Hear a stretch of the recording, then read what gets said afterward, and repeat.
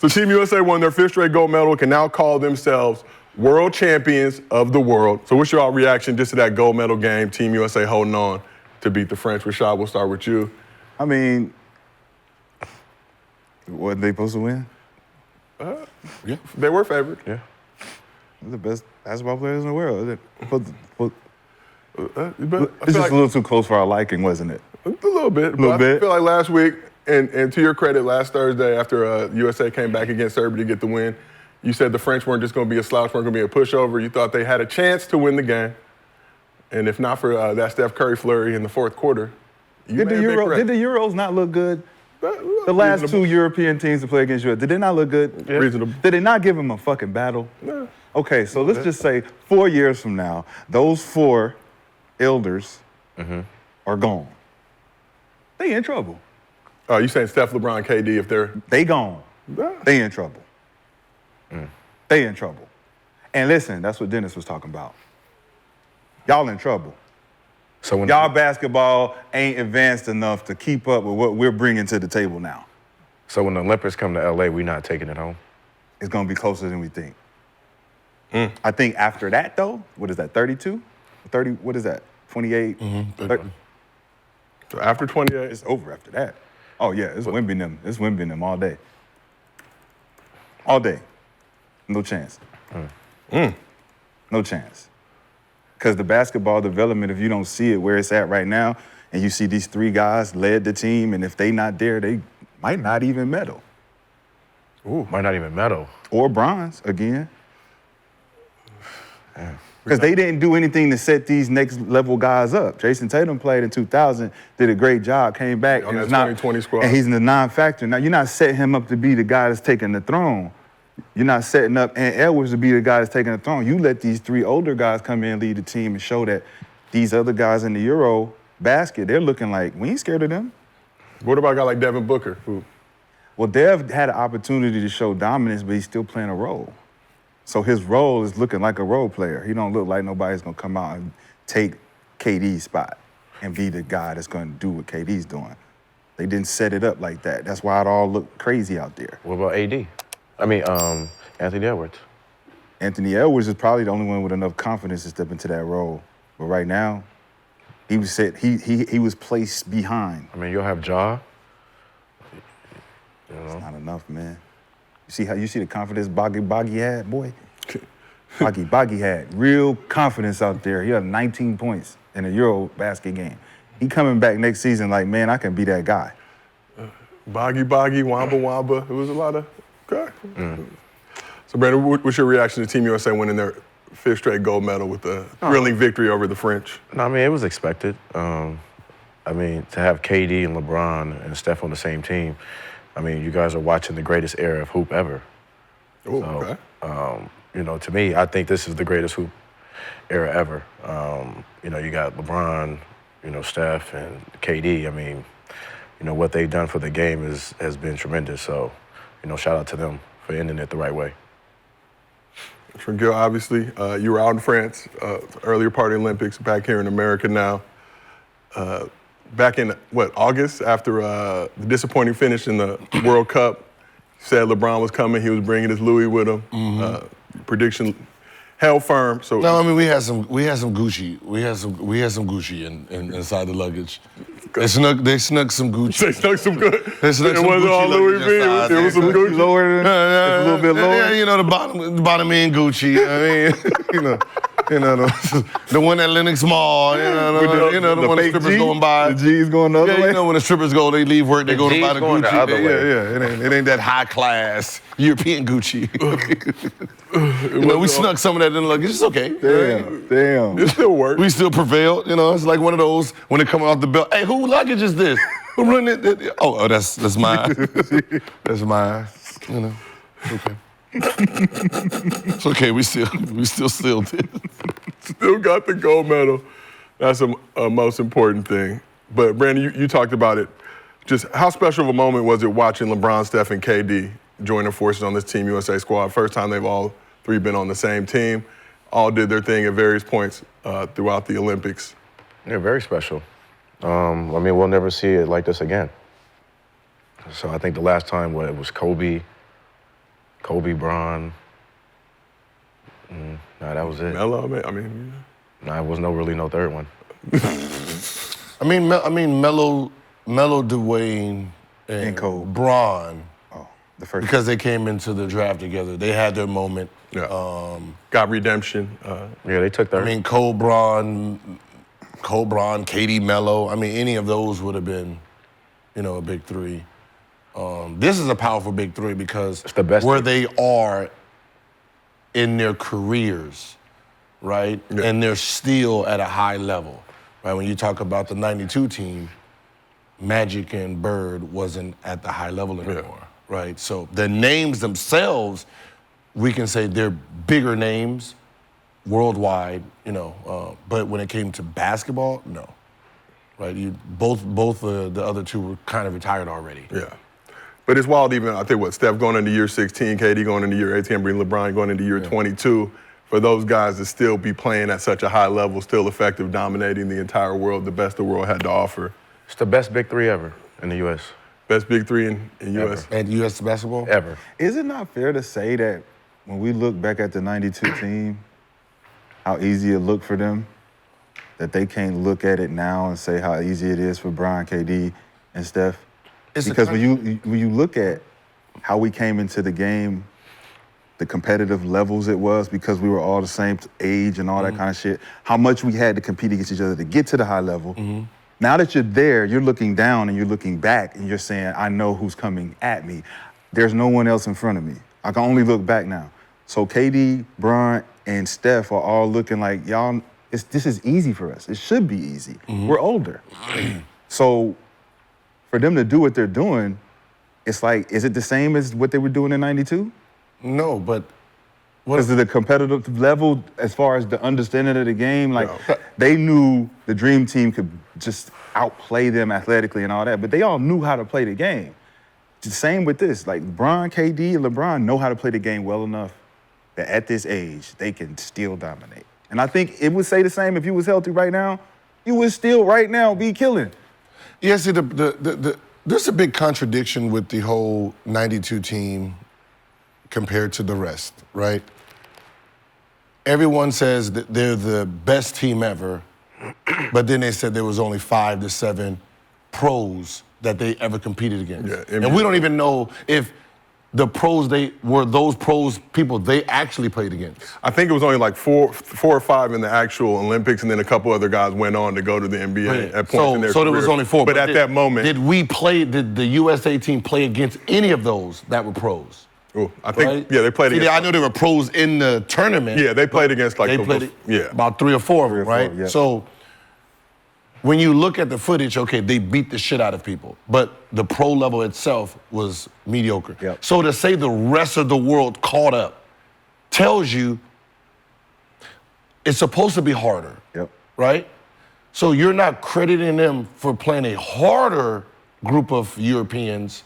So you're giving them credit, you're giving the 92 credit for playing weaker guys and saying they're gonna beat this guy when they didn't face nothing that had to do with a bunch of talent like this. Yeah. Right? So you can't fight on both sides. You can't say 92 will whoop them, but 92 didn't play against any pros in this team. It's really close now. Like you hear, like if you don't win by 20, it's not a win. Well, we have 12 pros, they have 10, right? We might have bigger names, but they're still pros. 96 team, how many pros did y'all actually play against? Let's talk a little bit just about Steph. Anthony Edwards, after they won the gold medal, made the joke. Steph just showed up to Paris 3 days ago. Kind of struggled early on in the group stage and then early on in the knockout stage. But last 2 games, extremely impressive. 60 points total, doing his thing, putting the team on his back. Obviously, it re-sparked and reignited that whole discussion about who's the greatest point guard of all time. Has Steph done enough to surpass Magic for that award? But what does a gold medal do for Steph's all-time resume? I don't even know if it's about the gold medal. I mean, it helps because, the Magic's gold medal was handed to him, right? In the sense of you're retired and we're putting you on this team for the aesthetics, Yeah. right? It's not like he was an active NBA player at the moment. Yeah. So, But with everything he was dealing with at that time, to be able to come back in yeah, 92. to come and play, but I mean, clearly anybody who was on that team was gold. This is how I think it's how Steph got the gold is more important than just the medal itself, right? He showed on the highest level he's clutch, right? And not the media's version of clutch, right? Not the media's version of, hitting shots with 3 seconds left and, whatever metrics that they came up with to make themselves sound smarter. Not that clutch. Basketball clutch, right? Where we're in the middle of a back and forth. Every shot I take now is pressured, right? Every shot you take now, you're trying to win and I'm trying to keep you at bay. So every shot, those last 4 shots were pressure shots because if he misses them, it's a different game, right? And people don't understand, like if you never played the game, you don't understand what real clutch is. Yeah. The moment in time, every shot he took was a shot to seal it, put it away, keep him at bay. Yeah. Right? And that's what that moment was. This ain't about tying a game or hitting a game winner or going. No, this was boom, they come down, hit a shot. Nigga, I can do it again. You come back, hit a shot, I can put you away. I can put you away. Like those were clutch performance shots. And for him to do it on that stage, kind of like, people are gonna remember this moment in Steph's career more than probably any shot he's taken. I believe that. And a lot of people Like that Wemby shot in the 1 over 2 people, that will probably be the shot everyone remembers. It's like Jordan's, push off to Bill Russell or Byron Russell or the, what is his name? Elo? He say something. Huh? Greg Elo. Jordan over Craig Elo. Those 2 shots Or for Greg. Jordan, that's going to be this one for Steph. Yeah. Yeah. Definitely his biggest moment. Huh? Definitely, I think his biggest moment. Think His it's- career, you think? 'Cause, I mean, the world is watching. Because the world is watching, and when you talk about when the clutch, how they put his clutch shooting, they have him during the postseason. They narrow it down to the postseason when it counted. He's 0 for 14, right? Which is meaningless. Yeah. Right.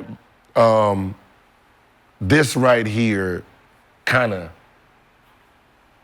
for basketball. Like if you had any negative to talk about Steph and his shooting or Steph and his clutch moments, right here, gold medal against all odds. Everybody's rooting for you. The crowd is rooting against you. In France, playing the French team. It's a big moment in 20, 30 years from now when they're doing replays of goddamn gold medals. That highlight is going to be in there. And we talked about a lot on this couch, Steph kind of struggling early on, but you knew at some point he was going to unleash it. And for me, as a lifelong LeBron fan, going at Steph fans for a number of years, it was great to just see everybody come together, support America. Yeah, you got to put your egos aside. Put the ego, just roll with each other. Rashad, I see you. What's going on? I don't think Steph was struggling at all. Early on in the Olympics? No. Okay. Oh. He seen what was going on. His coach for all this time, he knew what bullshit was going on, and they wasn't playing any threats. Those were teams that were supposed to beat, so Steph took the back seat.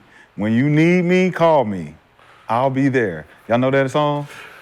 I'll be here. I'll be your bro. Yeah. That's Michael. Steph is Michael. When you need me, I'll be there. Call me. It's ABC 1, 2, 3 for me. I can do this any way, shape, or form. I'm here to save the world. Well, let's look Steph's first 4 games. Against Serbia, 11 points, 3 rebounds, 3 assists. Against South Sudan, 3 points, 1 rebound, 4 assists. Against Puerto Rico, 8 points, 5 rebounds, 1 assist. Against Brazil in the quarterfinals, 7 points, 1 rebound. Then he comes through with the 36-piece in the rematch against Serbia, 24 in the gold medal game. So it was always there, but it wasn't flourishing like we saw in these last Steph Curry two. is Steph Curry. He still shot 47% from three. Yeah. Are you thinking about that? Um, So let's just say I'm a Steph fan. played the worst basketball he's played in the last 2 years in this particular tournament. Yeah. He still was the best player on the team. Still. Why is Steph flourishing in Olympic basketball? Why would he always do that? Because it's a shooting competition. It's a shooting tournament. It's not brute basketball. It's not slash. It's all jump shooting. That's why KD can go 8 for 8. And if KD really, really, really wanted to put his foot down, he would be the MVP because he's probably the best player on the team. He's 7 foot. He can shoot just as good as Steph and carried Steph to 2 championships. So he can live through Steph's success too. Like, yeah, man, that's my man's, but he know what it is. He know what it is. LeBron know what it is. Steph saying to LeBron, you know what it is. Everybody's saying to each other, you know what it is, you know what it is, you know what it is. Yeah. And just to your point, to But see who those really guys, knows what it is? Steph and Bron know what it is. is it obvious? Steph and Bron know what it is. They know it's obvious. They know what it is. Okay. But KD is such a fucking, y'all got it. Y'all got it. KD is y'all got it. He cool, but KD know what it is. But y'all got, but when y'all need me, I got these for you. I got you. Yeah. Who hit the clutch shot? Put it away. So who the MVP of the team? Steph for sure. But KD's the best player. MVP of what? The last 2 games? No, of the team, of the tournament. Of the Olympics team USA? Remember, this wasn't an American committee who voted, Oh, we know. right? So this has no bias on it, right? Well, stats are biased. They're judging on so if stats are biased, Stats Right. are biased. Because you could say somebody played consistent throughout the whole time, but then that guy came through the last 2 clutch games, the hardest games to put you into position to win and win it for you. That's the guy. That's the valuable guy. Okay. Because that consistent guy, if this valuable guy don't step up, you're consistently going to be on the same plane. And you were down 20, you would have lost. So let's talk a little. but you can't look at it like that, Why? right? Because the 36 points mattered. No, Because your guy was playing consistent, right? He played consistent. Without that 36 piece, that it's not consistent shit consistent. don't mean nothing. What I'm saying is the guys played dominant from training camp all the way into the end of it. It's your body of work. It's not just the last 2 games. But that sounds like right? a narrative that was pushed from the beginning. What was the narrative? He's the best player at camp. How is that? But how is that a narrative when they're just Because telling who's you it coming from? The media. from players, coaches? We didn't hear coaches say it. We didn't hear media. We didn't see we no did. players say LeBron was the best player at camp. What Yeah, we player did. was it? Who? All the players did. Who? Who said that? I know Kawhi Players didn't say it. Kawhi was gone. Kawhi was there. No, he was gone. He was there when that came out. No. Players said that. Kawhi, yeah. Every player came out and said that LeBron James was the best player at camp. Yeah, they voted. There was a vote. Who's the best player in camp? Yeah. And Kevin Durant is in there? Yes. I don't know about that. Cap. I don't know. They voted. There was a vote. Y'all don't remember us talking about there was a vote? Regardless of all that, Bron had Steph 5 Curry- votes and had 2. Steph Curry Curry, was that guy, man. LeBron had 5 votes. He's the I'm best not- player in the camp. I'm a Steph But Curry fan. at the same time, they don't get it done without LeBron either. Yeah. LeBron is They that didn't even- consistent. He's the consistent foundation for them playing the way they played. But Steph is he's the guy sitting back like, y'all call me when y'all need me. That's the problem. You can't be the MVP if you're getting called for the last 2 games. You have to be the MVP. We wouldn't even be here. Like, what I'm saying is you have to take in all of it, all of the count. You can't say you're averaging 7. Like, before Serbia, look at the articles before Serbia. Why is Steph playing? Yeah. Should they bench him? Right? He technically outside of Jason Tatum, and that's unfair because he wasn't playing. At the moment of everybody who's playing, Curry could have been the worst player on the team at that because moment. of what the media was saying. No, just because how he was playing. amongst the guys that Amongst the ga- He amongst still the- had a plus minus. amongst the- He still had a plus. amongst all the guys who was playing, he was probably having the worst go at it at that moment in time. Hell no. Listen, when the king called for Achilles to come, they knew that Achilles is the MVP. we here at this juncture now where LeBron is like, hey man, go call Achilles. Tell Achilles to come. Tell him we need him now. And Achilles comes and he says, well, who is it him? Nobody caught. He just hit shots. Hey, you owe me, Brian. Hey, Brian, you owe me. This is your first rodeo with me. You owe me, though. Like he was MVP the last 2 games. No doubt. But it's about 6 games, man. It's about 6 games. It's about the games that Right. matter.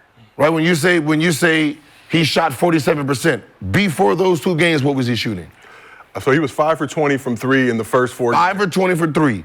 First 4 games. 25%. He was having And a horrible everybody game. else's stats were good. Then 17 for 26 against the teams that you were supposed to beat. 17 for 26. The teams you're supposed to beat, you want me to pad my stats so I look good for MVP or what? No. I want you to show up at the game when we need you to.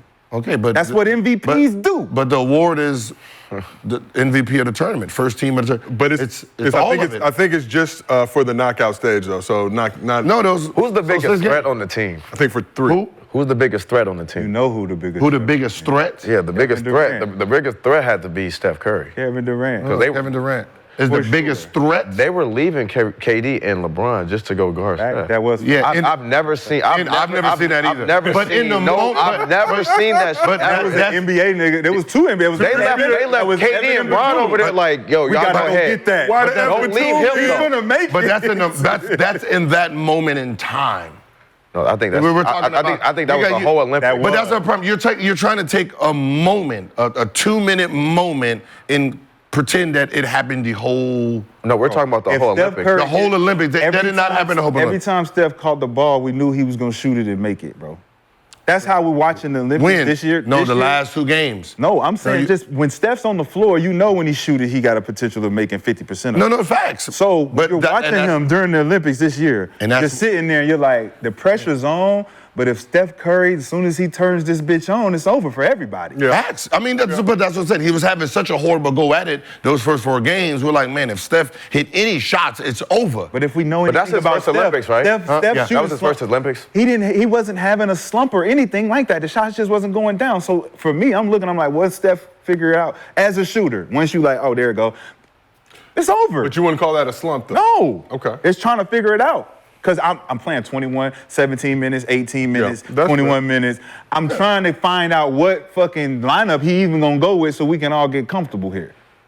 But then I know you need me for these 2 games. I know But my even- man, like, even- 33 minutes and 36 minutes those last 2 games, shit, Steph gonna turn that bitch on. Even Embiid, when Embiid popped up and dominated one of the games, that is the point of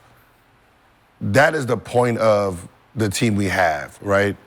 That any given game, someone can be the hero, right? But for the most part, everybody else was really consistent. Like, Yeah, but damn. Drew, like I really, really value Drew. Yeah. Like he just knows how to win. Underrated. Like, no bullshit. That motherfucker hit big shots when big shots need to be hit. Like when, like how you be like, no. I'm like, okay, that's Drew. Yeah. And he hit big shots. He hit big shots, man. Like, I can't even say he was Gucci luggage, right? I can't even say any of them was Gucci luggage. Prada? I don't know because they the whole did thing? It was some Prada in there. They did Chanel in there? because when Derek got in there, he did all right. It's not like he was. It was some Coach in there. It wasn't. coach in No. there? There was some coach names. It was some coach names. But when they got in there and played, you'd be like, all right, okay, cool. You look 3, 4, 5, 6 minutes, okay, cool. Hey, I'm not mad at it. hey, yo, so you talk.